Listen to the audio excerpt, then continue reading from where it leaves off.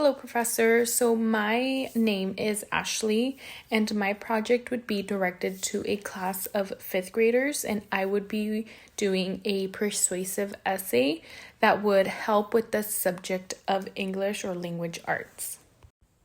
My writing prompt for this persuasive essay for my students would be, why should students be able to pick their own seat? And this is engaging for students because it requires for the students to research and determine whether there's any pros or any cons to being able to pick your own seat, or to determine why it's a good idea or why it's not a bad idea.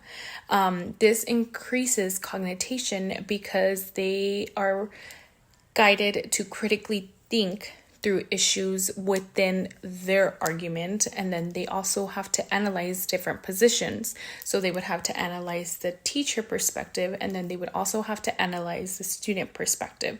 So this really creates lots of engagement within themselves, where they have to really determine, okay, is my position better, or is their position better? What are the pros and cons of my position? What are the pros and cons of the teacher position? The reason why the PBL unit will be difficult and challenging for students is because it challenges them to think outside of their own ideas. They have to find research and build ideas and new concepts off of that research.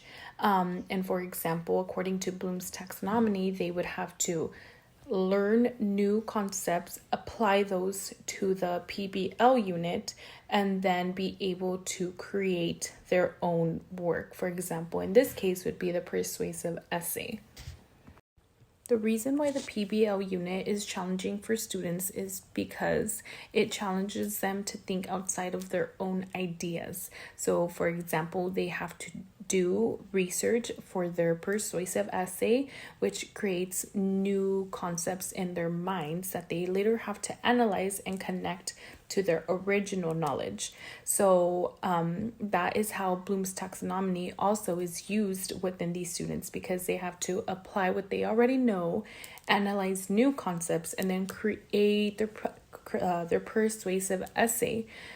So because it's so many new concepts and because it's research, this is very difficult for students and challenging for the students to be able to really comprehend and build together this new assignment that they are required to do.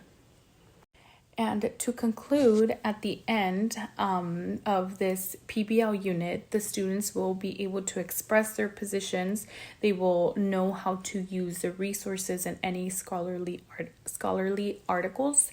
But really, they will be able to critically think through issues and the pros and cons of their position. And they will just be able to know how to defend their position and do research for what they truly believe in. Thank you.